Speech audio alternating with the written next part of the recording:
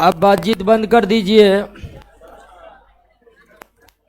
और जो जहां बैठे हैं एकदम शांत और गंभीर हो जाइए, क्योंकि मानव मस्तिष्क तभी समझने के लिए तैयार होती है जब वो शांत और गंभीर हो। और आपके बैच में रोशन सर तो बहुत व्यस्त हैं दरोगा बैच में ही, और कल भी शायद उनका क्लास नहीं हुआ।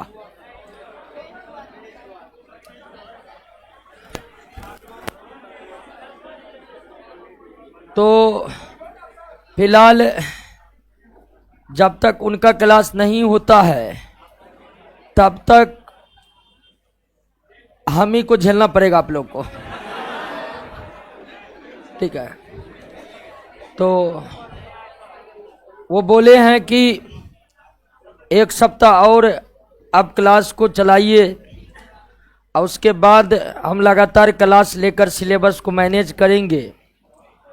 आपको पता ही है दरोगा एग्जाम 17 दिसंबर को प्रस्तावित हो गए हैं और इसलिए वो थोड़ा उधर ज़्यादा टाइम उनका खपत हो रहा है। तो लगभग एक सप्ताह और लगातार हमारा ही क्लास होगा। कोई दिक्कत नहीं है, आपका सिलेबस तो आगे बढ़ ही रहा है, रुका नहीं है। कल भी हम क्लास लेने आते और कल हमको अचानक ही फ़ोन आ गया एकदम 5:20 में कि कल क्लास लेने चले जाइए। तो अब 5:20 में फ़ोन आया तो हम कहा कि नहीं अब तो हम क्लास नहीं ले पाएंगे, क्योंकि एक क्लास लेने के लिए कम से कम 2 घंटा पढ़ना जरूरी हो जाता है। आप भी अगर क्लास लेने के लिए सोच रहे हैं तो आप ध्यान रखिए कि एक क्लास लेना कम से कम खुद आपको 2 घंटा मेहनत करना पड़ेगा, और नया नया है तो फिर 3-4 घंटा आपको पढ़ना पड़ेगा, तब आप 1 घंटा लेक्चर देने लायक बन सकते हैं। तो अचानक को लाया तो हम आ नहीं पाए, लेकिन अब लगातार एक सप्ताह क्लास आपका चलेगा, इकोनॉमी ही चलेगा। तो आइए इकोनॉमी को ही स्टार्ट करते हैं। और पिछले क्लास में हम अर्थशास्त्र इकोनॉमी के परिभाषा पर चर्चा किए थे कि इकोनॉमी क्या है और इसे हम किस तरह से परिभाषित कर सकते हैं। तो उसके बाद हमने अर्थशास्त्र को, इकोनॉमिक्स को परिभाषित किया और सबसे मूल बात यही थी कि आवश्यकताएं असीमित है, लेकिन आवश्यकता जिन संसाधनों से पूरा होगा वो सीमित है। और अर्थशास्त्र हमें यही बताता है कि आप सीमित संसाधनों का इस्तेमाल किस प्रकार करें ताकि आपकी अधिकतम आवश्यकताएं पूरी हो सके। उसके बाद 2-3 अर्थशास्त्रियों के नजरिए से हम अर्थशास्त्र को परिभाषित किए, जिसमें एडम स्मिथ का नजरिया था, अल्फ्रेड मार्शल का नजरिया था, रॉबिन्स का नजरिया था। और तीनों ही अर्थशास्त्रियों ने अर्थशास्त्र को बिल्कुल अलग अलग अंदाज में परिभाषित किया। जहां एक और एडम स्मिथ अर्थशास्त्र को धन का विज्ञान बताया, वहीं अल्फ्रेड मार्शल ने अर्थशास्त्र को मानव कल्याण का विज्ञान बताया तो रॉबिन्स ने उसे दुर्लभता संबंधी विज्ञान बतलाया। और अंत में हम सैमुअल्सन के भी परिभाषा को देखे, उनके परिभाषा में कुछ नया नहीं था, उनके परिभाषा सभी परिभाषाओं का योग था एक तरह से। फिर हम आर्थिक क्रियाओं की चर्चा किए और अर्थशास्त्र के प्रकार की चर्चा किए। आज हमारे पास समझने के लिए जो पहला पॉइंट है वो है दुर्लभता।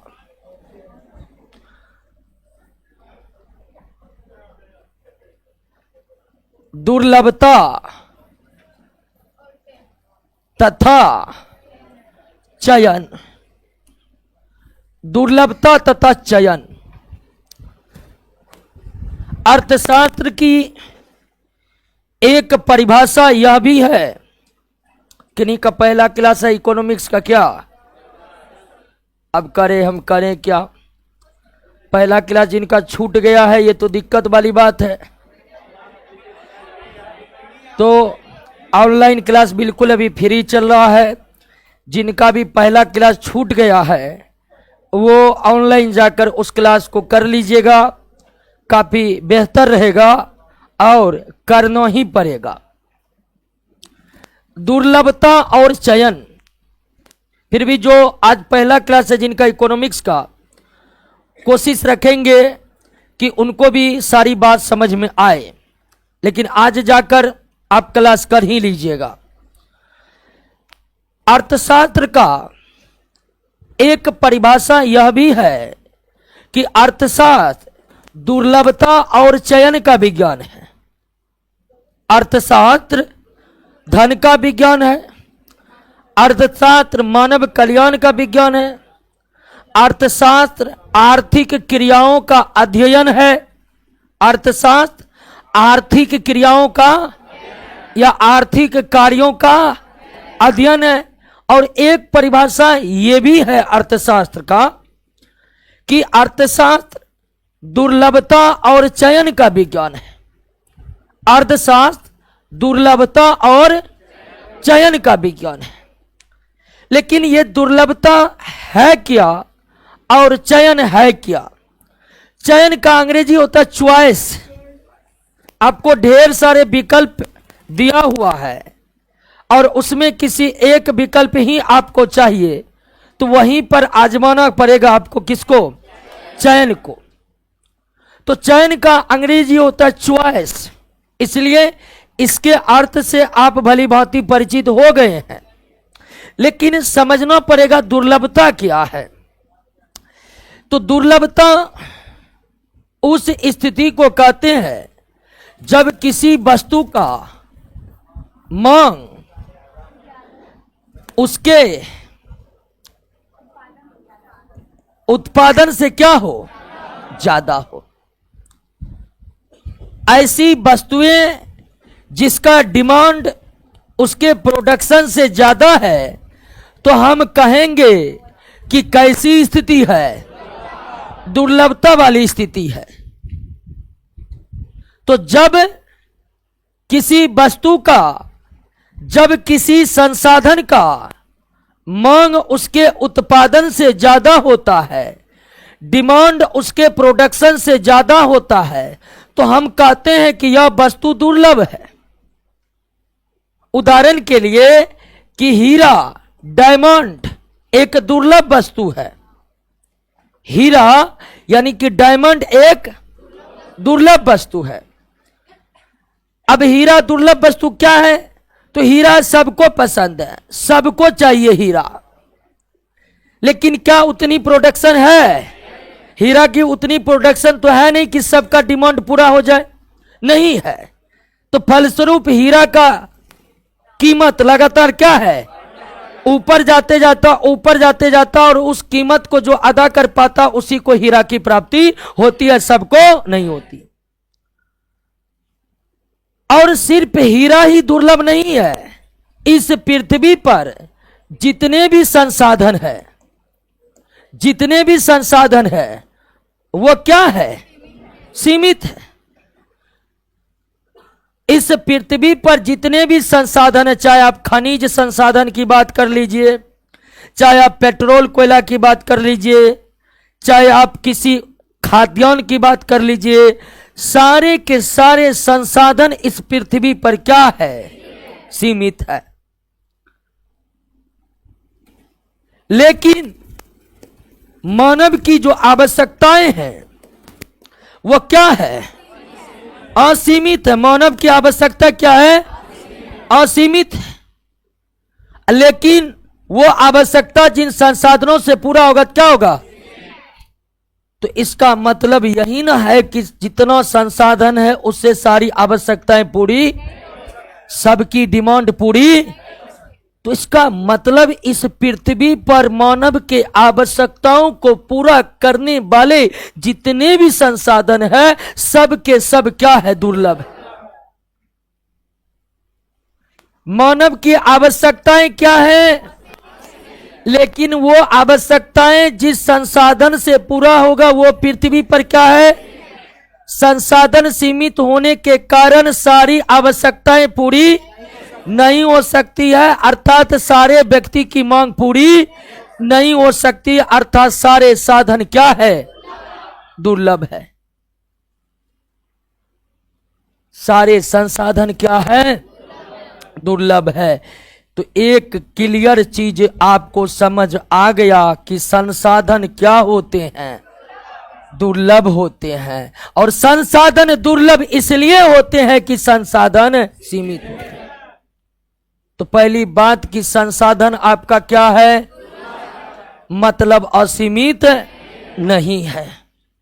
और संसाधन सिर्फ दुर्लभ ही नहीं है, संसाधनों का वैकल्पिक, संसाधनों का वैकल्पिक, संसाधनों का वैकल्पिक, संसाधनों का वैकल्पिक क्या होते हैं? प्रयोग होते हैं। संसाधनों के वैकल्पिक प्रयोग होते हैं। वैकल्पिक प्रयोग मतलब एक से अधिक प्रयोग। वैकल्पिक प्रयोग मतलब एक से अधिक प्रयोग। उदाहरण के लिए दोस्तों, लकड़ी, लकड़ी एक प्रकार का संसाधन है, इसलिए यह क्या है? साथ साथ लकड़ी के वैकल्पिक प्रयोग होते हैं, यानी एक से अधिक प्रयोग होते हैं। कोई लकड़ी का उपयोग जलावन के लिए करता है, कोई लकड़ी का उपयोग फर्नीचर के लिए करता है, कोई लकड़ी का उपयोग लाठी बनाने के लिए करता है, कोई लकड़ी को तो दरवाजे पर इसलिए रख देते कि लोग देखें किसके पास लकड़ी है। क्या यानी क्या लकड़ी के एक ही प्रयोग हैं? किसी भी संसाधन के केवल एक प्रयोग नहीं है, हर संसाधन के एक से अधिक प्रयोग होते हैं। और एक से अधिक प्रयोग को हम क्या कहते हैं? तो आवश्यकता आपका क्या है? लेकिन संसाधन क्या है? संसाधन सीमित होने के कारण क्या है? संसाधन दुर्लभ होने के साथ साथ उनका वैकल्पिक प्रयोग होता है। अब दो बात तो क्लियर है कि संसाधन पृथ्वी पर दुर्लभ है और उसका वैकल्पिक अर्थात एक से अधिक प्रयोग होते हैं। कोई कपड़ा इसलिए खरीद रहा है क्योंकि उसकी जरूरत है, वो जरूरत के लिए कपड़ा खरीद रहा है। कोई कपड़ा इसलिए खरीद रहा है ताकि हम लोग को दिखा सके हमारे पास कपड़ा है। कोई कपड़ा इसलिए खरीद रहा है कि उसको बांटना है, वो बांटने के लिए कपड़ा खरीद रहा है। कपड़ा एक ही संसाधन है, लेकिन अलग अलग उपयोग के लिए लोग खरीद रहे हैं कि नहीं खरीद रहे हैं। तो क्या कोई भी संसाधन के केवल एक प्रयोग है? नहीं, एक से अधिक प्रयोग है। आप चीनी लाते हैं चाय बनाने के लिए, कोई ले जाता है मिठाई बनाने के लिए, अब कोई चीनी रोटी खा लेता है। यानी एक वस्तु है चीनी, लेकिन उसका एक से अधिक प्रयोग है कि नहीं है? चीनी का उपयोग चाय बनाने के लिए भी, चीनी का उपयोग मिठाई बनाने के लिए भी, चीनी का उपयोग चीनी रोटी खाने के लिए भी। तो हर संसाधन के एक से अधिक प्रयोग होते हैं, अर्थात उसके वैकल्पिक। अब संसाधन दुर्लभ है, उसके वैकल्पिक प्रयोग है। संसाधन दुर्लभ है और उसके वैकल्पिक प्रयोग होते हैं, इसी के लिए हमें क्या करना पड़ेगा? संसाधन दुर्लभ होते हैं और उसके वैकल्पिक प्रयोग होते हैं, इसलिए हमें संसाधनों का इस्तेमाल करने से पहले क्या करना पड़ेगा? चयन करना पड़ेगा। अर्थशास्त्र दुर्लभता तथा चयन का विज्ञान है और चयन हमें इसलिए करना पड़ेगा कि संसाधन क्या होते हैं? दुर्लभ होते हैं और उसका वैकल्पिक प्रयोग होते हैं, इसलिए संसाधन का इस्तेमाल करने से पहले हमें संसाधनों का क्या करना पड़ेगा? चयन करना पड़ेगा। आप 10 रुपए लेकर नाश्ता करने निकल जाएगा, नाश्ता हो जाएगा आपका? नहीं होगा। आपको पहले चयन करना पड़ेगा कि समोसा खाएंगे कि चाउमीन खाएंगे कि लिट्टी खाएंगे कि पानी पूरी खाएंगे। चयन करना पड़ेगा कि नहीं? आप कहिएगा नहीं 10 रुपए लेकर जाएंगे नाश्ता करेंगे, चयन नहीं करेंगे, हो पाएगा? संभव है? नहीं है। तो आप समझिएगा, अर्थशास्त्र बहुत गंभीरता की मांग करता है, बहुत गंभीरता की। तो आप 10 रुपए लेकर गए मार्केट, लेकिन आपने चयन नहीं किया, तो आप 10 रुपए लेकर मार्केट गए नाश्ता करने के लिए, अगर आप चयन नहीं कर पाइएगा तो नाश्ता नहीं कर पाइएगा। आपको चयन करना पड़ेगा कि हम समोसा खाएंगे कि लिट्टी खाएंगे कि चाउमीन खाएंगे कि रसगुल्ला खाएंगे। आपको चयन करना पड़ेगा। अब चयन क्यों करना पड़ रहा है कि कोई भी नाश्ता का साधन जो है वो असीमित नहीं है। वहीं इस पृथ्वी पर रसगुल्ला, समोसा, लिट्टी सब कुछ असीमित रहता, तो फिर आपको चयन नहीं करना पड़ता, चयन करना ही नहीं पड़ता। आप कहीं जाते हैं तो ये सोचते हैं कि हवा कैसे लेना है, सांस कैसे लेना है, क्या सोचते हैं? आप कहीं पर जाते हैं तो ये आप नहीं सोचते होंगे कि वहां सांस के लिए कितना हवा मिलेगा, कैसे सांस लेना है, ये सब नहीं सोचते हैं। कारण क्या है? तो सांस हवा लेते हैं जो असीमित है, सांस हवा लेते हैं और हवा इस पृथ्वी पर असीमित है, यानी हवा दुर्लभ नहीं है, इसलिए हमें वहां चयन करना पड़ता है। नदी में नहाने जाते हैं, सोचते हैं कि कितना लीटर से नहाएंगे। आप नदी में नहाने जाते हैं तो ये सोच कर जाते हैं नदी के 85 लीटर पानी से नहाना है? नहीं सोचना पड़ता है, नहीं सोचना पड़ता है, क्योंकि आप नदी में गए और नदी में पानी असीमित है, नदी में पानी असीमित है, इसलिए आपको वहां पर चयन की समस्या उत्पन्न नहीं हुई, चयन की समस्या उत्पन्न नहीं हुई और आप सोचे भी नहीं कि कितना लीटर पानी से नहाना। अर्थात जहां दुर्लभता है वहां चयन करना पड़ेगा और जहां दुर्लभता नहीं है वहां चयन नहीं करना पड़ेगा। यानी कि चयन की समस्या इसलिए उत्पन्न होती है कि संसाधन क्या है। चयन की समस्या इसलिए भी उत्पन्न होती है कि संसाधन के वैकल्पिक प्रयोग होते, एक से अधिक प्रयोग होते। क्लियर बात समझ गए? कोई दिक्कत नहीं। अब जो नहीं समझे हैं तो उसको हम प्रश्न के माध्यम से समझा रहे हैं। सबसे पहले एक परिभाषा अर्थशास्त्र की आप ये भी जानिए कि अर्थशास्त्र दुर्लभता तथा चयन का विज्ञान है। अर्थशास्त्र दुर्लभता तथा चयन का विज्ञान है। अर्थशास्त्र दुर्लभता तथा चयन का विज्ञान है।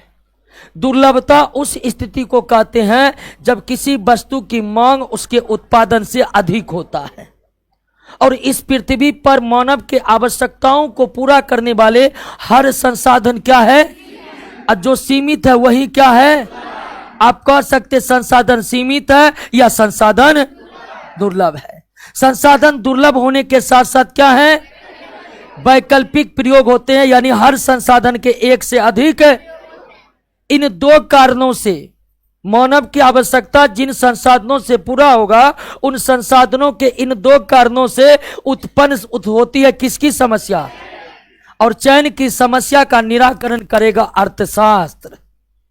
अर्थशास्त्र यह बताएगा कि आपको चयन कैसे करना है। आपको चयन करना ही पड़ेगा, इस बात में कोई दिक्कत नहीं ना। आपको चयन करना ही पड़ेगा क्योंकि संसाधन दुर्लभ और उनके वैकल्पिक प्रयोग होते हैं। तो चयन करना ही पड़ेगा। तो चयन करना सिखाएगा कौन? अर्थशास्त्र। और अर्थशास्त्र आपको 3 मापदंडों के आधार पर चयन करना सिखाती है। आपको अर्थशास्त्र इस तरह चयन करना सिखाएगा कि उत्पादन करने वाले को अधिकतम लाभ हो और आपको अधिकतम संतुष्टि हो और राष्ट्र की अधिकतम विकास हो। क्लियर?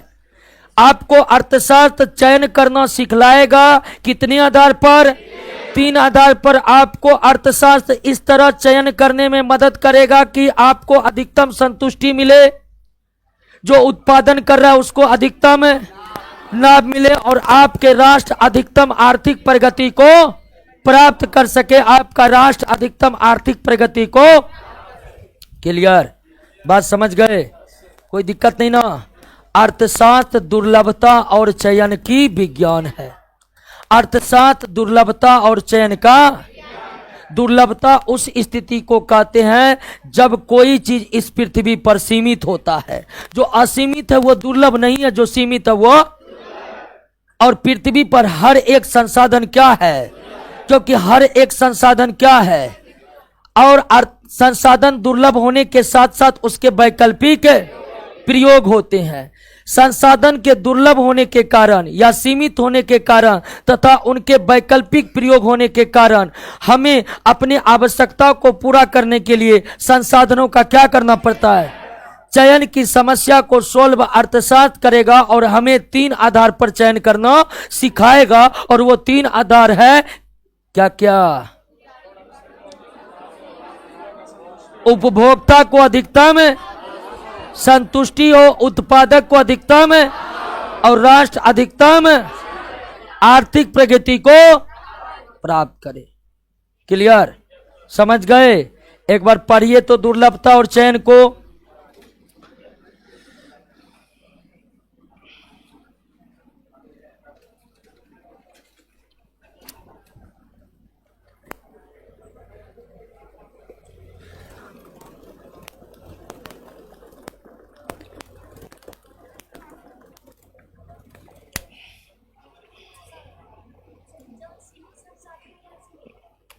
जल, नदी का जल असीमित है, पीने वाला सीमित है।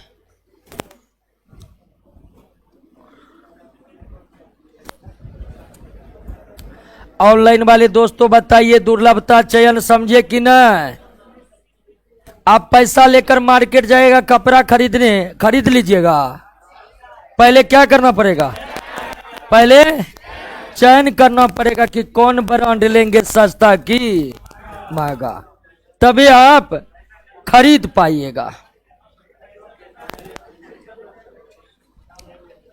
पढ़िए, लाइन बाय लाइन पढ़िए, लाइन बाय लाइन।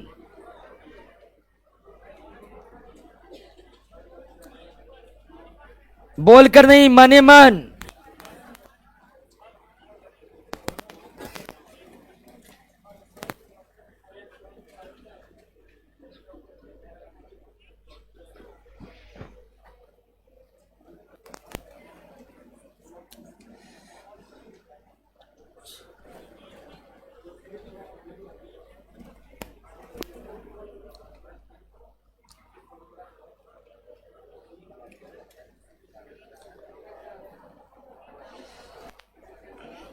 क्लियर? अब ध्यान दीजिए, अर्थशास्त्र के कई परिभाषा हो गए। अर्थशास्त्र के कई परिभाषा। अर्थशास्त्र धन का विज्ञान है, अर्थशास्त्र मानव कल्याण का विज्ञान है, अर्थशास्त्र दुर्लभता संबंधी विज्ञान है और अर्थशास्त्र दुर्लभता और चयन का विज्ञान है। अब आपसे कोई पूछेगा अर्थशास्त्र की परिभाषा बताइए, तो आप अर्थशास्त्र के कई परिभाषा बता सकते हैं।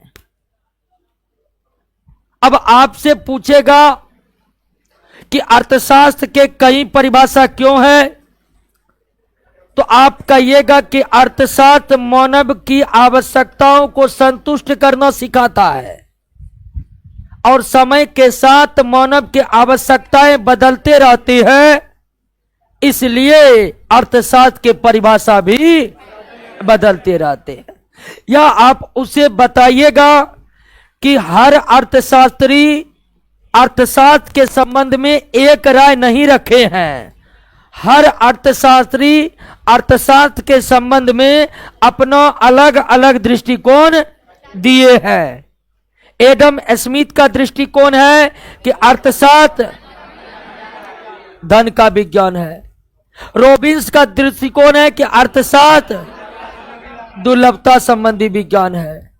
और एक परिभाषा में यह भी दिए कि अर्थशास्त्र दुर्लभता और चयन का विज्ञान है। दुर्लभता उस स्थिति को कहते हैं जब डिमांड प्रोडक्शन से, या जो चीज सीमित होते हैं वही, और पृथ्वी पर हर संसाधन सीमित है या दुर्लभ है, जिसके कारण हमें उपयोग करने से पहले चयन करना पड़ता है। क्या करना पड़ता है? चयन करना पड़ता है। क्लियर हो गया? अब आइए दोस्तों समझते हैं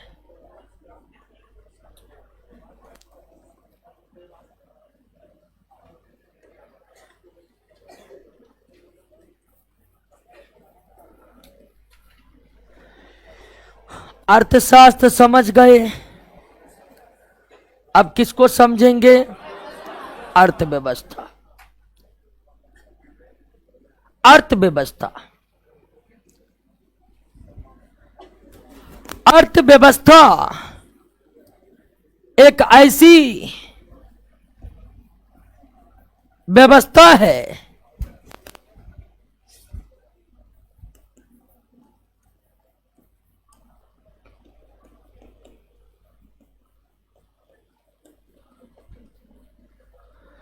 अर्थशास्त्र ऐसी व्यवस्था है जो मानव के आर्थिक कार्यों के बीच सामंजस्य स्थापित करता है। आप तो एक बात जानते हैं कि किसी भी देश में प्रत्येक मानव के आर्थिक कार्य एक समान होते हैं। आर्थिक कार्य का जिक्र हम पिछले क्लास में किए ना। व्यक्ति के वो कार्य जिससे उसका जीविकोपार्जन होता है वो क्या है? आर्थिक कार्य। जैसे हम पढ़ा रहे हैं, हम अपना आर्थिक कार्य कर रहे हैं क्योंकि इससे मेरा जीविकोपार्जन होगा। तो क्या किसी भी देश में प्रत्येक मानव का आर्थिक कार्य एक ही तरह का होता है? बिल्कुल नहीं होता। कोई खेती करते हैं, कोई पशुपालन करते हैं, कोई दुकान चलाते हैं, कोई नौकरी करते हैं, कोई डॉक्टर है, कोई वकील है, कोई ट्रांसपोर्टिंग कंपनी चला रहा है। यानी हर व्यक्ति अलग अलग के आर्थिक कार्य करते हैं कि नहीं करते? किसी भी देश में क्या हर व्यक्ति का आर्थिक कार्य एक समान होता है? नहीं होता है। भिन्न भिन्न व्यक्ति अलग अलग तरह के आर्थिक कार्य करते हैं और अपना जीविकोपार्जन करते हैं। भिन्न भिन्न व्यक्ति के अलग अलग आर्थिक कार्य है। एक डॉक्टर का इलाज करना उसका आर्थिक कार्य है। एक वकील का वकालत करना उसका आर्थिक कार्य है। एक दुकानदार का काम आर्थिक कार्य उपभोक्ताओं को सामान देना और लाभ कमाना है। एक बिजनेसमैन का काम प्रोडक्शन करना है। एक किसान का आर्थिक कार्य खेती करना है, खाद्यान्न उत्पादन करना है। तो हर व्यक्ति के आर्थिक कार्य अलग अलग होते हैं, लेकिन सबके आर्थिक कार्य एक दूसरे से क्या होते हैं? जुड़े होते हैं। सब व्यक्ति के आर्थिक कार्य या जीविकोपार्जन जिन कार्यों से हो रहा है वो अलग अलग होते हैं, लेकिन सभी एक दूसरे से क्या होते हैं, जुड़े होते हैं। सभी एक दूसरे से क्या होते हैं, जुड़े होते हैं। डॉक्टर इलाज किया, पैसा मिला, फिर दुकान से सामान लेकर गया, वो दुकानदार के पास चला गया। डॉक्टर मान लीजिए इलाज किया, पैसा मिला, उसके बाद उन पैसा से दुकान पर जाएगा, सामान लेगा। फिर दुकानदार उस डॉक्टर से पैसा लेकर किसान के पास सामान खरीदने के लिए चला गया। तो डॉक्टर का आर्थिक कार्य दुकानदार से जुड़ा, दुकानदार का आर्थिक कार्य किसान से जुड़ा। इस तरह एक देश में प्रत्येक व्यक्ति के आर्थिक कार्य अलग अलग तो होते हैं, लेकिन वो एक दूसरे से क्या होते हैं, जुड़े होते हैं। और अर्थव्यवस्था ऐसी ही एक व्यवस्था है जो सभी व्यक्ति के आर्थिक कार्यों को जोड़ता है या सभी व्यक्ति के आर्थिक कार्यों के बीच सामंजस्य स्थापित कराता है। अर्थव्यवस्था एक ऐसी व्यवस्था है जो सारे मानव के आर्थिक कार्यों को आपस में संबंधित करता है या सारे मानव के आर्थिक कार्यों के बीच एक सामंजस्य स्थापित कराता है। दोस्तों क्लियर हो गया? कोई दिक्कत नहीं ना? समझ गए अर्थव्यवस्था क्या है? समझे कि नहीं समझे? कोई दिक्कत नहीं ना है? अर्थव्यवस्था इसका नाम ही है व्यवस्था, यानी अर्थव्यवस्था क्या है? व्यवस्था है, किसको जोड़ने वाली व्यवस्था है। क्लियर? एक तरह की सामंजस्य का मतलब क्या होता है? सामंजस्य का मतलब संबंध स्थापित कराना। अगर अर्थव्यवस्था नहीं रहेगी तो डॉक्टर को कोई मतलब नहीं दुकानदार से, दुकानदार को कोई मतलब नहीं है किसान से। ऐसे में कोई जी पाएगा? जी पाएगा? डॉक्टर को कोई मतलब नहीं दुकानदार से, दुकानदार को कोई मतलब नहीं है किसान से, किसान को कोई मतलब नहीं है दुकानदार से। तो क्या इस तरह से कोई भी जिंदा रहेगा? नहीं रहेगा, क्योंकि कोई भी अपने आप में इतना उत्पादन नहीं करता है कि स्वयं से ही अपना आवश्यकता पूरा कर ले। संभव है? तो अर्थव्यवस्था एक ऐसी व्यवस्था है जो सामंजस्य स्थापित कराता है किनके बीच? किनके आर्थिक कार्यों के बीच?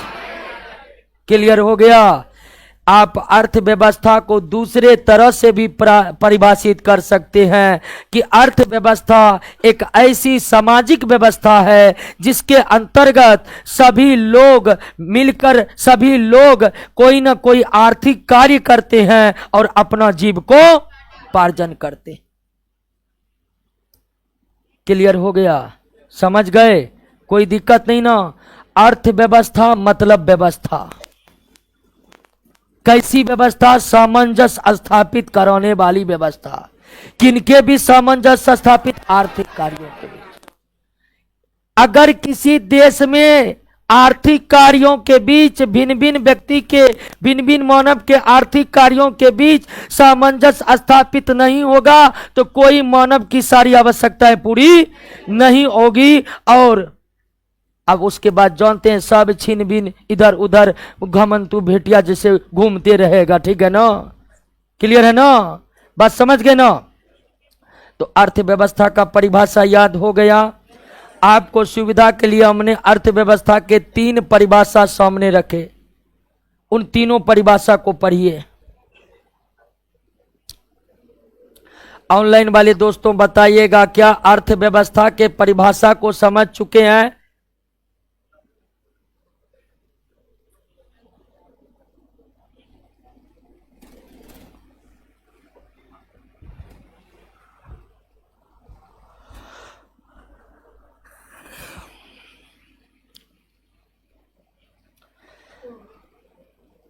पूजा कुमारी समझ में नहीं आया, इसमें तो कोई बात ही नहीं है कि समझ में नहीं आएगा। अर्थव्यवस्था व्यवस्था है, सामंजस्य स्थापित करने वाली व्यवस्था है। आर्थिक कार्यों के बीच सामंजस्य स्थापित कराने वाली व्यवस्था है। मंटून कुमार, रोशन कुमार, विकास कुमार समझ गया है। चलिए, विकास कुमार 2 है, V for Vikas, B for विकास।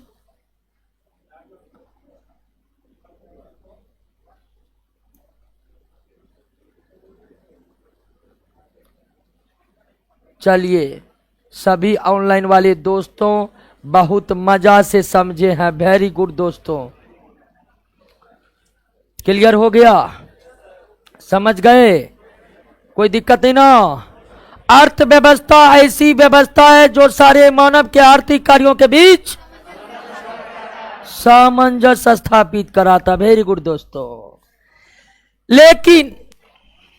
लेकिन विश्व के भिन्न भिन्न देशों में एक तरह की अर्थव्यवस्था मौजूद,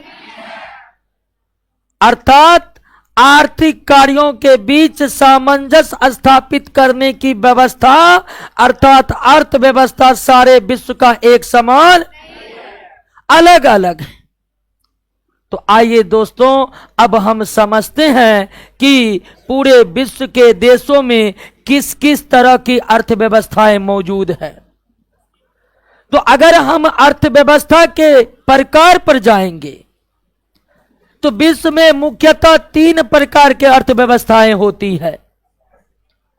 पूरे विश्व के भिन्न भिन्न देशों के कितने प्रकार की अर्थव्यवस्थाएं? 3 प्रकार की अर्थव्यवस्थाएं। और 3 प्रकार के अर्थव्यवस्था में आइए, जो सबसे पहली अर्थव्यवस्था है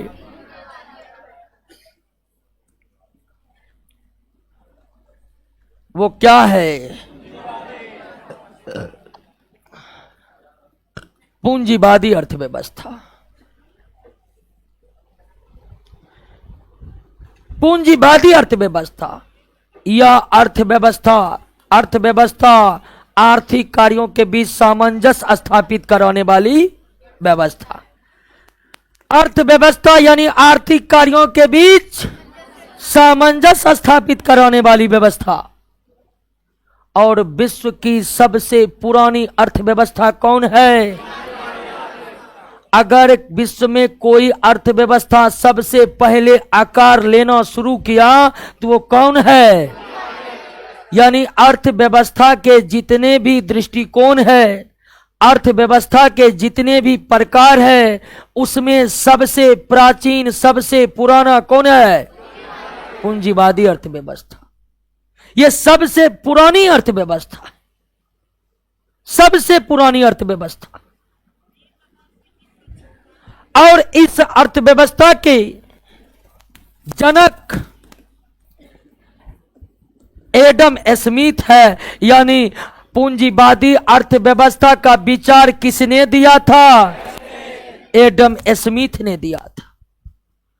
पूंजीवादी अर्थव्यवस्था का विचार किसने दिया? या किनके विचारों से पूंजीवादी अर्थव्यवस्था का जन्म हुआ? और एडम स्मिथ से तो आप परिचित है ही हैं। एडम स्मिथ से तो आप परिचित है ही ना।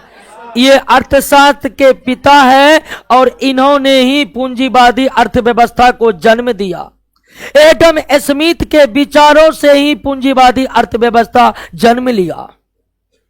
और इस अर्थव्यवस्था को अन्य 2 नाम से भी जाने जाते हैं। इस अर्थव्यवस्था को अन्य 2 नाम से भी जाने जाते हैं। पूंजीवादी अर्थव्यवस्था को बाजार अर्थव्यवस्था कहा जाता है। क्या कहा जाता है? बाजार अर्थव्यवस्था कहा जाता है।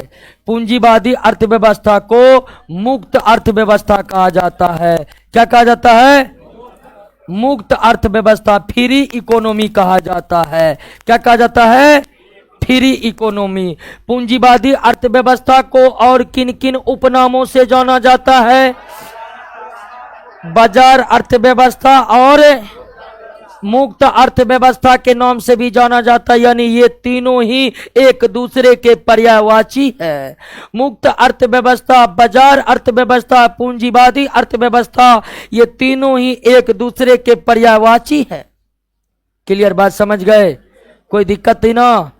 तो विश्व की सबसे पुरानी अर्थव्यवस्था कौन है? पूंजीवादी है। विश्व में सबसे पहले कौन सा अर्थव्यवस्था आकार लिया? पूंजीवादी अर्थव्यवस्था। पूंजीवादी अर्थव्यवस्था किन के विचारों से पैदा हुआ? या पूंजीवादी अर्थव्यवस्था के जनक कौन है? एडम स्मिथ है। पूंजीवादी अर्थव्यवस्था को और किन किन नामों से जाना जाता है? क्लियर समझ गए? अब आइए हम समझते हैं पूंजीवादी अर्थव्यवस्था में कौन कौन से विशेषताएं पाए जाते हैं।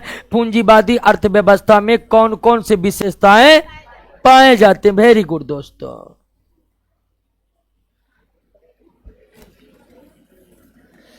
समझ रहे हैं ना? पूरा आप लोग बने रहिए। अर्थव्यवस्था को ऐसी की तैसी कर दिया जाएगा, ठीक है ना?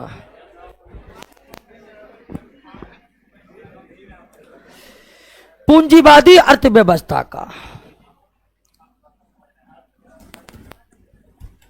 सबसे प्रमुख विशेषता यह है कि इस अर्थव्यवस्था में, इस अर्थव्यवस्था पर सरकार का कोई नियंत्रण नहीं होता है।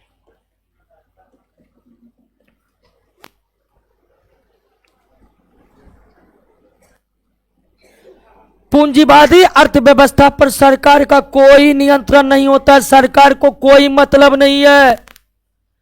इस अर्थव्यवस्था में सरकार को कोई मतलब नहीं है कि कौन व्यक्ति कौन से आर्थिक कार्य कर रहे हैं, क्या कर रहे हैं, कोई सरकार को कोई मतलब नहीं। अब आपके मन में ख्याल आएगा कि ये तो समझ गए कि अर्थव्यवस्था पर सरकार का नियंत्रण नहीं होता है, लेकिन किसी न किसी का तो नियंत्रण होता होगा। बिना नियंत्रण का तो ये अनियंत्रित हो जाएगा, और अर्थव्यवस्था अनियंत्रित हुई तो सारे लोगों के कार्यों, आर्थिक कार्यों के बीच सामंजस्य जो बैठा वो भंग हो जाएगा। लोग त्राहिमाम त्राहिमाम करने लगेंगे, है कि नहीं है? तो इस अर्थव्यवस्था पर सरकार का कोई नियंत्रण नहीं होता है। सरकार का नियंत्रण नहीं होता, लेकिन इस अर्थव्यवस्था पर बाजार की शक्ति, पावर ऑफ मार्केट, बाजार की शक्ति इस अर्थव्यवस्था का नियंत्रण, या इस अर्थव्यवस्था पर बाजार की शक्ति द्वारा नियंत्रण स्थापित होता है। पूंजीवादी अर्थव्यवस्था पर क्या सरकार का कोई नियंत्रण रहता है? या ऐसी कौन सी अर्थव्यवस्था जिस पर सरकार का कोई नियंत्रण नहीं होता है? तो पूंजीवादी अर्थव्यवस्था किससे नियंत्रित होती है? पूंजीवादी अर्थव्यवस्था किसके द्वारा नियंत्रित होती है? अब आप कहिएगा ये बाजार की शक्ति क्या है? बाजार तो हम जाते हैं, लेकिन बाजार में शक्ति कहीं दिखता नहीं है। ये बाजार की शक्ति होता क्या है? तो बाजार की शक्ति का मतलब है मांग तथा आपूर्ति, मांग तथा डिमांड एंड सप्लाई। बाजार की शक्ति का मतलब किससे है? मांग और आपूर्ति से है। बाजार की शक्ति का मतलब किससे है? मांग और आपूर्ति को, डिमांड और सप्लाई को ही क्या कहा जाता है? और पूंजीवादी अर्थव्यवस्था डिमांड और सप्लाई से कंट्रोल होता है। पूंजीवादी अर्थव्यवस्था डिमांड और सप्लाई से कंट्रोल होता है, यानी बाजार की शक्ति से कंट्रोल होता है। अब कहिए डिमांड सप्लाई कंट्रोल कैसे करता है? तो पूंजीवादी अर्थव्यवस्था में जिस वस्तु का डिमांड जितना अधिक होगा, उस वस्तु का उत्पादन उतना अधिक होगा। पूंजीवादी अर्थव्यवस्था उस वस्तु का उतना ही ज्यादा उत्पादन करेगा जिस वस्तु का जितना ही ज्यादा, और जब आपूर्ति किसी वस्तु की बढ़ जाएगी तो पूंजीवादी अर्थव्यवस्था में उसका उत्पादन भी कम हो जाएगा। आपूर्ति बढ़ेगी, सप्लाई बढ़ेगा तो उत्पादन कम ना होगा, अब मांग बढ़ेगा तो उत्पादन। क्लियर हो गया? तो पूंजीवादी अर्थव्यवस्था में पहली बात क्या समझे कि इस पर सरकार का कोई नियंत्रण नहीं होता है। पूंजीवादी अर्थव्यवस्था किसके अधीन काम करती है? बाजार के शक्तियों के अधीन काम करती है। बाजार के शक्ति से तात्पर्य क्या है? बाजार के शक्ति का तात्पर्य क्या है? मांग तथा आपूर्ति, डिमांड एंड डिमांड अधिक हुआ प्रोडक्शन बढ़ने लगेगा, सप्लाई अधिक हुआ प्रोडक्शन घटने लगेगा। यही इसी तर्ज पर पूंजीवादी अर्थव्यवस्था काम करती है। तीसरी व्यवस्था, तीसरी विशेषता, तीसरी विशेषता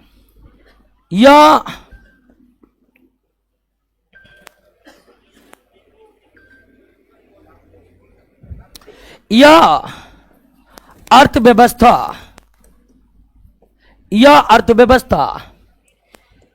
एडम स्मिथ के हस्तक्षेप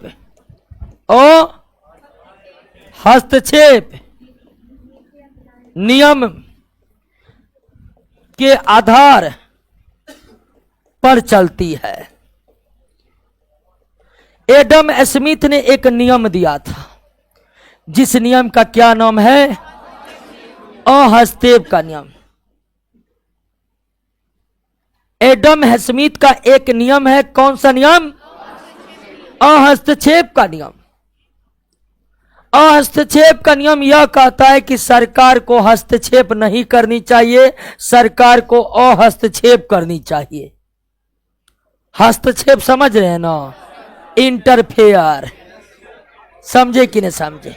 हमारे मैटर में इंटरफेयर नहीं करो, मतलब हमारे बीच कोई हस्तक्षेप नहीं करो। क्लियर? तो एडम स्मिथ ने एक नियम का प्रतिपादन किया जिसका नाम है हस्तक्षेप का नियम, जिसका नाम है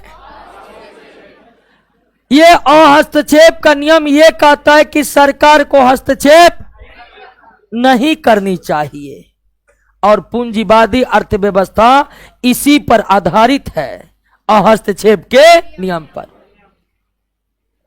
हस्तक्षेप का नियम कहता है कि सरकार को अर्थव्यवस्था में कोई हस्तक्षेप नहीं करनी चाहिए, अर्थव्यवस्था को किसके अधीन छोड़ देनी चाहिए?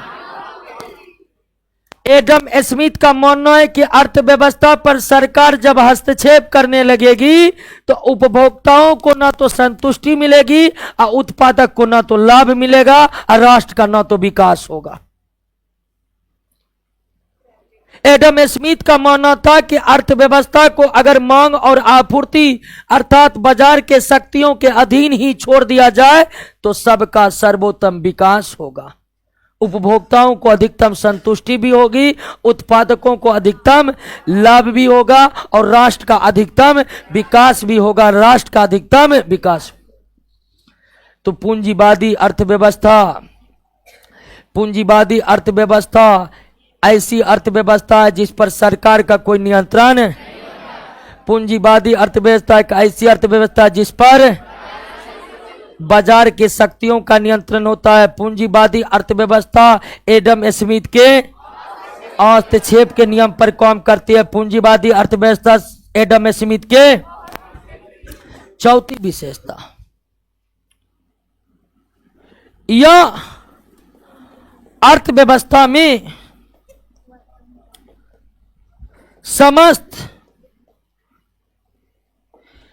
इस अर्थव्यवस्था में समस्त उत्पादन, और समस्त उत्पादन का मतलब है वस्तु का उत्पादन तथा सेवा का उत्पादन। इस अर्थव्यवस्था में समस्त उत्पादन निजी व्यक्ति या निजी कंपनी या निजी फर्म द्वारा ही किया जाता है। पूंजीवादी अर्थव्यवस्था में जितना भी प्रोडक्शन होता है वो निजी व्यक्ति या निजी कंपनी या निजी फर्म ही करती है, सरकार कोई कंपनी स्थापित नहीं करती है। जैसे भारत में देख लीजिए, निजी कंपनी भी है और सरकारी कंपनी भी है, बीएसएनएल भी है तो जियो भी है, लेकिन पूंजीवादी अर्थव्यवस्था में ऐसा सब कुछ प्राइवेट होता है, कुछ भी सरकारी नहीं। अब जैसे पुलिस प्रशासन वो तो सरकारियन होगा। अब सरकार अपने नागरिकों पर कंट्रोल करने के लिए जो अपने हाथ में लेती वो तो आइए है, लेकिन समस्त उत्पादन पूंजीवादी अर्थव्यवस्था में प्राइवेट कंपनी या निजी व्यक्तियों के द्वारा ही किया जाता है। कुछ अपवाद हो सकते हैं, जैसे कोई भी देश परमाणु बम बनाएगा तो वो अपने से बनाएगा, कहेगा नहीं कंपनी को देंगे, अब बना के बेच लिया उत्तर कोरिया को, तब हम क्या करेंगे। तो ऐसे अपवाद को आप निकाल लीजिए। जैसे परमाणु बम बनाना, मिसाइल बनाना वो हर देश की सरकार खुद ही बनाती है, लेकिन इन सब अपवादों को छोड़ दे तो एक पूंजीवादी अर्थव्यवस्था में कोई सरकारी कंपनियां नहीं होती है। पूंजीवादी अर्थव्यवस्था में समस्त उत्पादन का कार्य कौन करता है? एक निजी कंपनी या एक निजी व्यक्ति ही करता है। क्लियर हो गया? अब देखिए, पूंजीवादी अर्थव्यवस्था में क्या उत्पादन में सरकार की कोई भागीदारी है? पूंजीवादी अर्थव्यवस्था में सरकारी कंपनी होता है? सारा उत्पादन कौन करता है? अगली व्यवस्था, इस अर्थव्यवस्था में समस्त उत्पादन लाभ कमाने के उद्देश्य से होता है। लाभ कमाने के उद्देश्य से होता है। लाभ कमाने के उद्देश्य से होता है। लाभ यानी कि इस व्यवस्था में एक तो उत्पादन केवल कौन कर रहा है? अर्थात सरकार नहीं कर रहा है। और निजी कंपनी जो उत्पादन कर रहा है उसका मुख्य उद्देश्य क्या है? तो पूंजीवादी अर्थव्यवस्था का एकमात्र लक्ष्य प्रॉफिट गेन करना, लाभ कमाना। जनता को कुछ भी हो जाए, नागरिक को कुछ भी हो जाए, कंपनी उत्पादन करेगी केवल और केवल।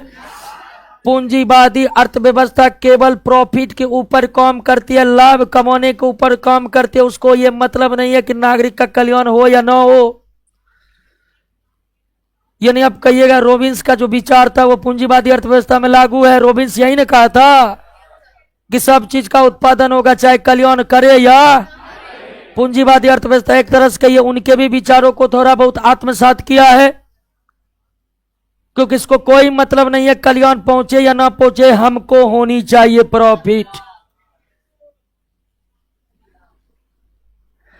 अब उत्पादन करेगा पूंजीवादी में केवल निजी कंपनी, उद्देश्य उसका है केवल लाभ। एक पूंजीवादी अर्थव्यवस्था में उत्पादन करेगा सब कुछ निजी कंपनी और उसका उद्देश्य सिर्फ लाभ कमाना, उसका उद्देश्य सिर्फ लाभ। तो निश्चित तौर पर इस अर्थव्यवस्था में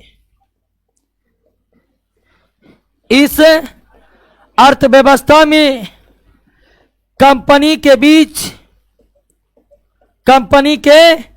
बीच गला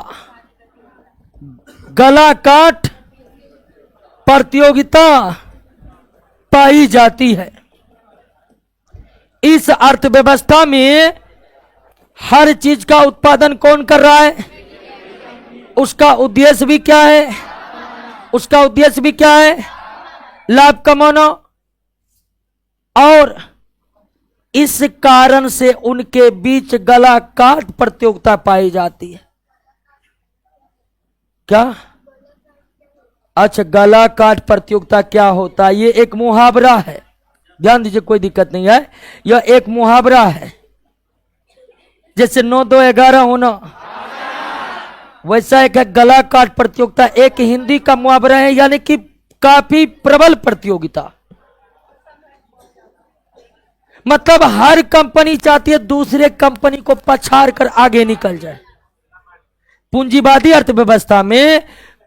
अर्थव्यवस्था में हर कंपनियां चाहती है कि दूसरे कंपनी से हम आगे निकल जाए, इसलिए वह अपने से नीचे कंपनी को दबाना चाहती है, उसको उखाड़ कर फेंकना चाहती है, या उसको खरीदना चाहती है, या उसको अधिग्रहण कर लेना चाहती है। गला काट प्रतियोगिता पाई जाती है। क्लियर हो गया? अब इतनी विशेषता जब बता ही दिए तो हमको नहीं लगता कि अब पूंजीवादी में कोई दिक्कत रह गया होगा। कोई दिक्कत है? अब आप आसानी से पूंजीवादी अर्थव्यवस्था को समझ गए कि नहीं? समझ रहे हैं ना दोस्तों? ध्यान दीजिए, बिल्कुल शांत और गंभीर होकर हर एक बातों को समझने का कोशिश कीजिए। बेहतरीन तरीके से आप समझिएगा हर बात को, तो आपका करियर बनेगा ही बनेगा। नौकरी नहीं भी हुआ तो आप टीचिंग के क्षेत्र में अपना मस्त करियर बना सकते। कई स्टूडेंट प्राइवेट स्कूल में 5 लाख से लेकर 15 लाख तक के पैकेज पर काम कर रहे हैं इस कोचिंग में पढ़कर। लेकिन मतलब हम बोले कि मान लीजिए आप अच्छी तरह से पढ़े, भाग ने साथ नहीं दिया, नौकरी नहीं हुआ, तो आपके पास एक बेहतरीन करियर है। आप टीचिंग के क्षेत्र में अपना भाग्य को आजमा सकते हैं। पूरा पढ़ लिए, नौकरी नहीं लग रहा, आराम से किसी कॉलेज से बीएड कीजिए और प्राइवेट स्कूल में अभी भी एक से एक योग टीचर की सीट खाली ही रहते। लेकिन उन सब के लिए जरूरी है तन मन धन से लगकर पढ़ना। अगर पूरे तन्मयता के साथ नहीं पढ़िएगा तो ना तो नौकरी होगा और न ही लाल अंत में पढ़ाने के लायक रहिएगा। उसके बाद किराना दुकान खोलिएगा और उसमें भी सामान नहीं बिकेगा।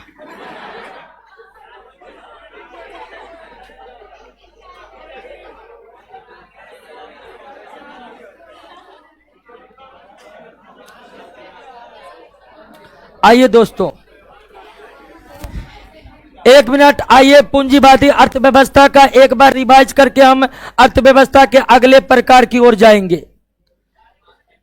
सबसे पहले पूंजीवादी अर्थव्यवस्था सबसे पुरानी अर्थव्यवस्था है।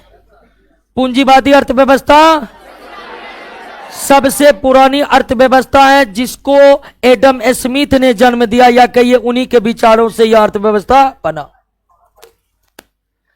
पूंजीवादी अर्थव्यवस्था पर सरकार का कोई नियंत्रण। पूंजीवादी अर्थव्यवस्था बाजार के शक्तियों के द्वारा नियंत्रित होता है। पूंजीवादी अर्थव्यवस्था एडम स्मिथ के हस्तक्षेप के नियम पर काम करता है। पूंजीवादी अर्थव्यवस्था में समस्त उत्पादन निजी कंपनी करती है। पूंजीवादी अर्थव्यवस्था में सारा उत्पादन लाभ कमाने के उद्देश्य से होता है। पूंजीवादी अर्थव्यवस्था में कंपनियों के बीच गला काट प्रतियोगिता पाई जाती है।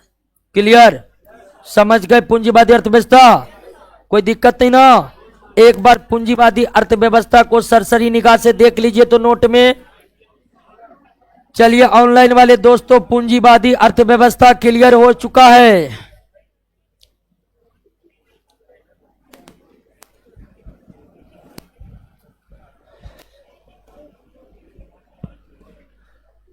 चलिए, मोहम्मद अफ्ताब शेख पूछ रहा है गला काट क्या होता है। गला काट प्रतियोगिता मतलब तीव्र प्रतियोगिता। हाँ, जैसे आजकल सरकारी नौकरी में सीट के लिए एक सीट के लिए प्रतियोगिता है ना, वही वाली प्रतियोगिता।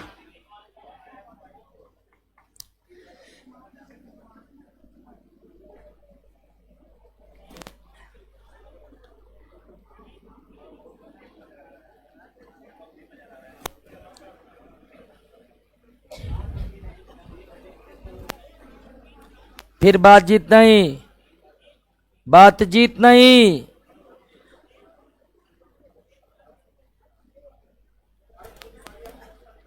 भारत में पूंजीवादी नहीं है। पूंजीवादी कहां कहां है, इसीलिए तो बोले हैं पढ़ने के लिए। अमेरिका, ब्रिटेन, फ्रांस, यानी आपका ये ना कि वर्तमान में जो देश विकसित है, डेवलप्ड है, सब में क्या है? पूंजीवादी अर्थव्यवस्था। सब में क्या है? पूंजीवादी अर्थव्यवस्था है।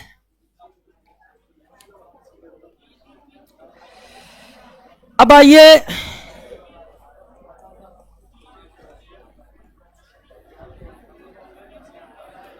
अर्थव्यवस्था। अर्थव्यवस्था का दूसरा प्रकार कौन है? समाजवादी अर्थव्यवस्था। समाजवादी अर्थव्यवस्था। पूंजीवादी अर्थव्यवस्था में जब लोगों का शोषण होने लगा, तब जाकर उदय हुआ किसका? समाजवादी। यानी आपको तो बोले कि सबसे पुरानी अर्थव्यवस्था पूंजीवादी अर्थव्यवस्था है। सबसे पुरानी अर्थव्यवस्था, विश्व में जो अर्थव्यवस्था सबसे पहले आकार लिया वो कौन था? पूंजीवादी अर्थव्यवस्था। अब पूंजीवादी अर्थव्यवस्था में समय के साथ कई तरह के विसंगतियां उत्पन्न होने लगी। पूंजीवादी अर्थव्यवस्था में कंपनियां लाभ कमाने के लिए उपभोक्ताओं का शोषण करने लगा, क्वालिटी से समझौता करने लगा, मजदूरों के वेतन को कम से कम करने लगा। तो पूंजीवादी अर्थव्यवस्था के अंतर्गत लोग ने विद्रोह करना चालू कर दिए। उपभोक्ताओं ने कहा कि ये कंपनियां लाभ कमाने के लिए ठीक से सामान नहीं बना रही है। तरह तरह के विसंगतियां जब पूंजीवादी अर्थव्यवस्था में उत्पन्न हुई, तब जाकर उदय हुआ किसका? और समाजवादी अर्थव्यवस्था का उदय विश्व के महान चिंतक कार्ल मार्क्स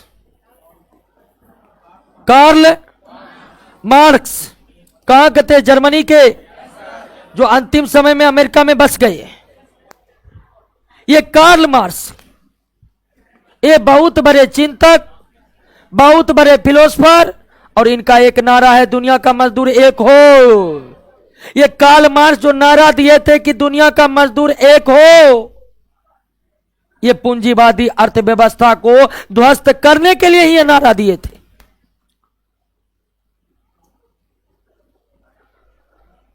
मनीष कुमार क्या कमेंट कर रहा है जी? कितना अच्छा टॉपिक चल रहा है। कह रहा है कि मेरा बर्तन तोड़ दिया तो मुर्गा लाइए।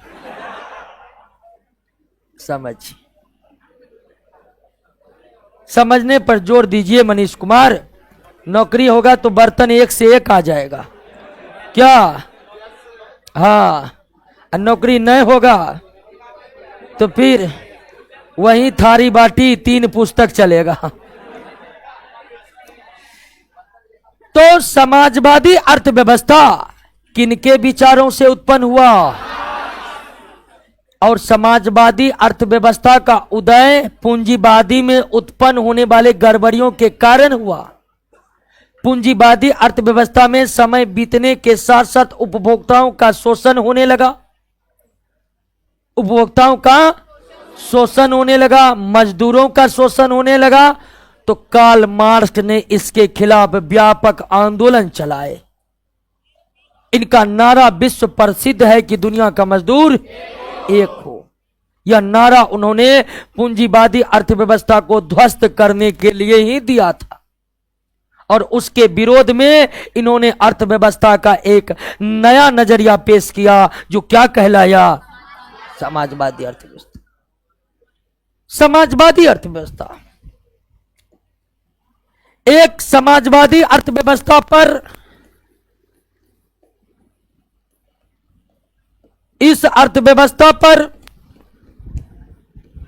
सरकार का पूर्ण नियंत्रण होता है। सरकार का पूर्ण नियंत्रण होता है तथा सभी प्रकार के उत्पादन सरकार स्वयं करती है। क्लियर? एक समाजवादी अर्थव्यवस्था वो अर्थव्यवस्था है जिस पर सरकार का पूरा नियंत्रण होता है और जितना भी प्रोडक्शन है सब कौन करता है? सरकार खुद करता है। मतलब सरकारी कंपनी ही करता है, निजी कंपनी होती ही नहीं है। तो एक ऐसी अर्थव्यवस्था जिन पर सरकार का पूर्ण नियंत्रण है, सारा उत्पादन सरकार स्वयं करती है, उसे हम क्या कहते हैं? समाजवादी अर्थव्यवस्था। अब दोस्तों ये तो समझ गए कि समाजवादी अर्थव्यवस्था पर सरकार पूरा कंट्रोल रखती है, सारा प्रोडक्शन सरकार खुद करती है, जिस कारण इस अर्थव्यवस्था में प्रतियोगिता है। आवाज नहीं होनी चाहिए।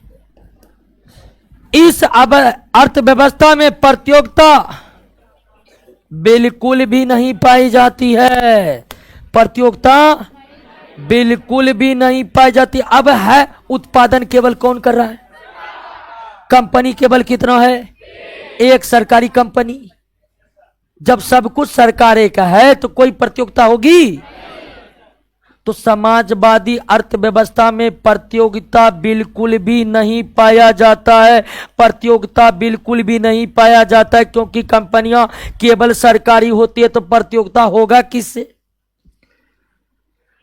तो समाजवादी अर्थव्यवस्था पर सरकार का पूर्ण नियंत्रण होता है। समाजवादी अर्थव्यवस्था में सब कुछ का कंट्रोल सरकार स्वयं रखती है। उत्पादन भी सरकार स्वयं करती है, जिसके कारण प्रतियोगिता बिल्कुल नहीं होता।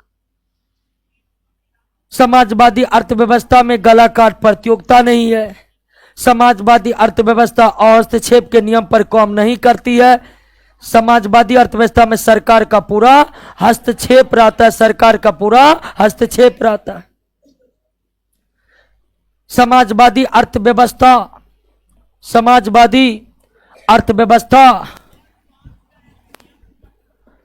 इस अर्थव्यवस्था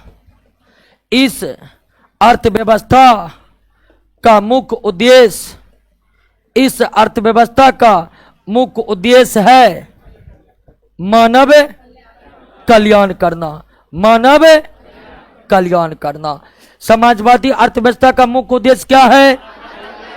समाजवादी अर्थव्यवस्था में क्या सरकार का नियंत्रण होता है? सरकार का कैसा? पूर्ण या अपूर्ण नियंत्रण? पूर्ण नियंत्रण। समाजवादी अर्थव्यवस्था में संपूर्ण उत्पादन कौन करती है? संपूर्ण उत्पादन कौन करती है? क्या समाजवादी अर्थव्यवस्था में प्रतियोगिता होता है? समाजवादी अर्थव्यवस्था का मुख्य उद्देश्य मानव, एक तरह से कहिए कि अल्फ्रेड मार्शल के विचारों का सबसे अच्छी तरह से पालन किस अर्थव्यवस्था में होता है? अल्फ्रेड मार्शल के विचारों का सबसे अच्छी तरह से पालन किस अर्थव्यवस्था में होता है? किस अर्थव्यवस्था में? समाजवादी अर्थव्यवस्था। और समाजवादी अर्थव्यवस्था का वर्तमान में कोई उदाहरण नहीं है। वर्तमान में ऐसा कोई भी देश नहीं है जहां समाजवादी अर्थव्यवस्था चल रहा हो। हर जगह खत्म हो गया। समाजवादी अर्थव्यवस्था का सब कुछ डूब चुका है वर्तमान में। एक भी देश में समाजवादी अर्थव्यवस्था नहीं है। समाजवादी अर्थव्यवस्था में अब तक की समाजवादी अर्थव्यवस्था को जो विशेषता पर है, यह संभव ही नहीं है। सरकार शासन करेगा कि प्रोडक्शन करेगा? शासन नहीं करेगा। सरकार का अगर वास्तविक कामों की बात करिएगा तो सरकार का वास्तविक काम है संविधान के अनुसार देश को चलाना। सरकार का काम यह नहीं कि कंपनी खोलकर प्रोडक्शन करना।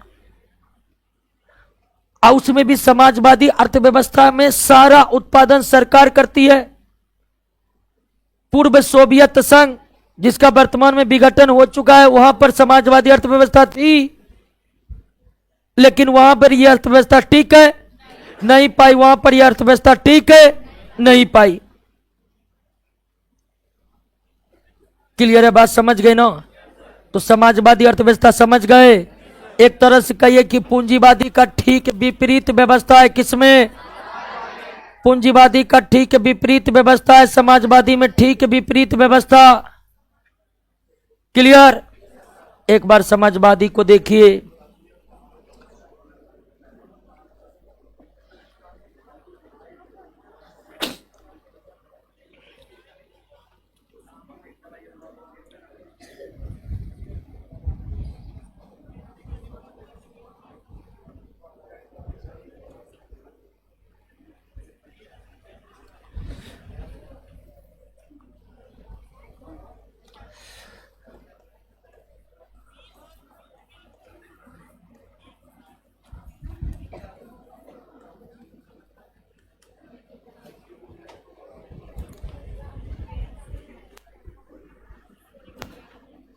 क्लियर?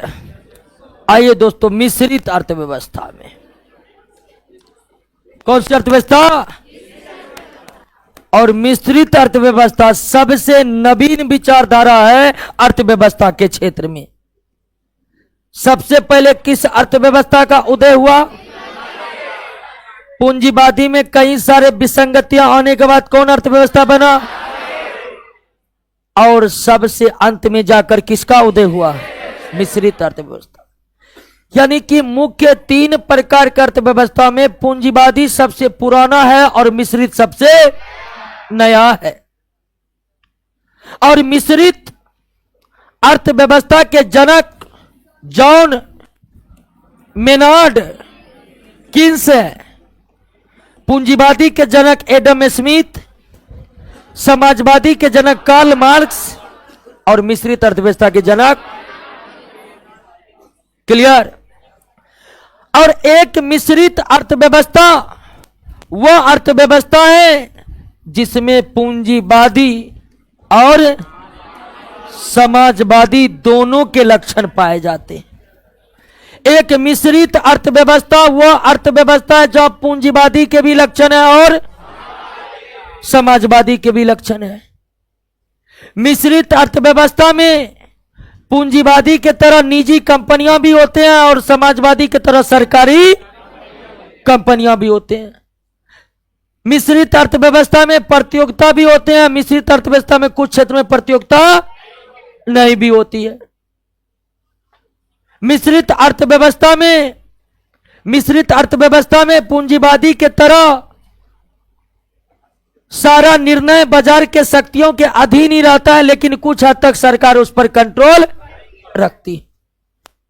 यानी कहिएगा कि मिश्रित अर्थव्यवस्था में दोनों अर्थव्यवस्थाओं के गुण समाहित होते हैं और विश्व में मिश्रित अर्थव्यवस्था का सबसे बेहतर एग्जाम्पल है भारतीय अर्थव्यवस्था। हमारे देश की अर्थव्यवस्था कैसी है? मिश्रित अर्थव्यवस्था। भारतीय अर्थव्यवस्था किस प्रकार की अर्थव्यवस्था है? अब देखे होंगे भारत में निजी कंपनियां भी होती है और निजी कंपनियां होना किसके लक्षण? सरकारी कंपनियां होना। भारत में देखिएगा कुछ चीज का कीमत मांग और सप्लाई, डिमांड और सप्लाई के आधार पर निर्धारित होता है, तो कुछ चीज का कीमत सरकार खुद निर्धारित करती है। यानी कि मिश्रित अर्थव्यवस्था एक ऐसी अर्थव्यवस्था है जिनमें उत्पादन निजी क्षेत्र के भी द्वारा होता है और सरकारी को कभी कभी सार्वजनिक भी कहा जाता है, सरकारी क्षेत्र के भी द्वारा होता है। एक मिश्रित अर्थव्यवस्था में उत्पादन निजी क्षेत्र के भी द्वारा होता है और सरकारी क्षेत्र के भी द्वारा होता है, लेकिन इनके बीच गला काट प्रतियोगिता नहीं, बल्कि इनके बीच क्या होता है? सह अस्तित्व होता है। क्या होता है? सह अस्तित्व का भावना होता है। सह अस्तित्व का भावना होता है। एक मिश्रित अर्थव्यवस्था में उत्पादन निजी क्षेत्र भी करता है और सरकारी क्षेत्र भी करता है, लेकिन इनके बीच भावना कैसी होती है? सह अस्तित्व की भावना होती है। कैसी भावना होती है? अब सह अस्तित्व का मतलब क्या हुआ? सह अस्तित्व का मतलब हुआ कि इसको दिक्कत होगा तो हेल्प कौन करेगा, और इसको गड़बड़ी होगा तो हेल्प कौन करेगा। यानी HDFC बैंक डूबेगा तो SBI जाएगा मदद करने, SBI डूबेगा तो HDFC आकर, यानी सब एक दूसरे का सहायता करके आगे बढ़ता है। इसी भावना को क्या कहते हैं? खासकर मिश्रित अर्थव्यवस्था जो है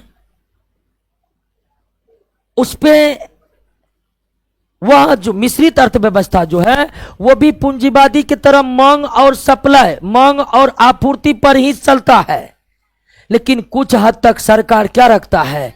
कंट्रोल रखता है। मिश्रित अर्थव्यवस्था भी पूंजीवादी की तरह मांग और आपूर्ति पर ही चलता है। यानी मिश्रित अर्थव्यवस्था में सब कुछ का निर्णय मांग और आपूर्ति पर ही निर्भर करता है, लेकिन सरकार कुछ हद तक उस पर क्या रखती है? कंट्रोल होती है। जैसे भारत में, मान लीजिए भारत में ट्रैक्टर कंपनियां खूब मुनाफा कमा लेगा, ट्रैक्टर कंपनियां खूब मुनाफा कमा रहा है, सरकार कहेगा कोई दिक्कत नहीं, कमाने दो। लेकिन सरकार का जैसे नजर जाएगा, तुरंत अगला बजट में, मिश्रित अर्थव्यवस्था वाले देश में अगला बजट में यह नियम बना दिया जाएगा, ट्रैक्टर कंपनी पर अब 40% टैक्स लगेगा, सारा पैसा। यही कंट्रोलिंग पूंजीवादी में नहीं होती है, मिश्रित में होती है। एक पूंजीवादी अर्थव्यवस्था में गेहूं का रेट बहुत ज्यादा हो जाएगा, गेहूं का रेट बहुत हो जाएगा, तो पूंजीवादी अर्थव्यवस्था देश कहेगा, देश का सरकार कहेगा अच्छा गेहूं महंगा हो गया, कोई दिक्कत नहीं, चावल खाइए, ठीक है ना। एक पूंजीवादी अर्थव्यवस्था, मान लीजिए गेहूं का रेट बहुत ऊपर चला जाएगा, सरकार को कोई फर्क नहीं, वो जनता कहेगा छोड़ दीजिए गेहूं चावल खाइए, कुछ दिन चावल क्यों नहीं खा सकते। लेकिन मिश्रित अर्थव्यवस्था में ऐसा नहीं होगा। सरकार को जैसे पता चलेगा गेहूं का रेट बहुत ज्यादा हो गया, सरकार खुद आगे आ जाएगा, घोषणा कर देगा गेहूं का रेट बहुत ज्यादा होगा, कल से सरकार 2 रुपया किलो गेहूं बेचेगी। अब मार्केट में हड़बड़ाहट मच जाएगा कि सरकार तो कल से 2 रुपया बेचेगी, तुरंत रेट क्या हो जाएगा? गिर जाएगा। फिर सरकार आएगा अच्छा रेट गिर गया, आप नहीं बेचेगी। तो मिश्रित अर्थव्यवस्था में भी, मिश्रित अर्थव्यवस्था में सब कुछ बाजारे का दिन रहता है, यानी मांग और आपूर्ति पर रहता है, लेकिन सरकार कंट्रोलिंग अपने हाथ में लेकर रखती है। जैसे सरकार को पता चल जाएगा कि ये जियो एयरटेल वाला मुनाफा पर मुनाफा कमा रहा है, अगले बजट में कह देगा कि दूर संचार कंपनियों पर 28% अतिरिक्त कर लगाए जा रहे हैं, सारा पैसा आ जाएगा, जाइएगा आपको। तो भारतीय अर्थव्यवस्था मिश्रित अर्थव्यवस्था है, जहां पर निजी क्षेत्र होते हैं, सरकारी क्षेत्र होते हैं, उनके बीच राजनीतिक का भावना होता है। अब कहिएगा कि भारत में मिश्रित अर्थव्यवस्था ही क्यों बना? आखिर भारतीय अर्थव्यवस्था पूंजीवादी समाजवादी ना होकर मिश्रित क्यों हुआ? तो इसका जिक्र कल के क्लास में करेंगे दोस्तों। कल मेरा ही क्लास होगा, कल इकोनॉमिक क्लास होगा।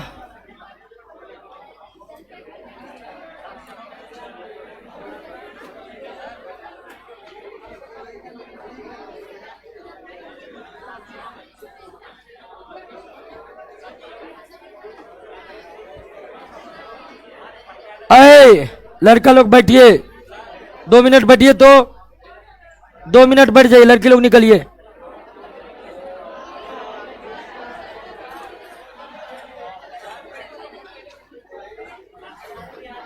बैठ जाइएगा, 2 मिनट वेट कर लीजिएगा दोस्तों।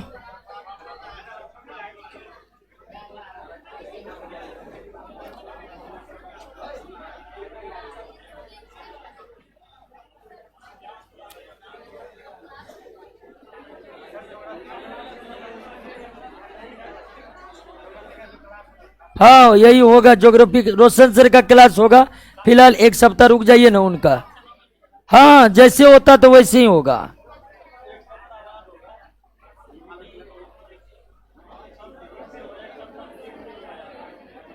ठीक है दोस्तों, मिलते हैं कल के क्लास में, आगे बढ़ाते हैं। बंद कीजिए।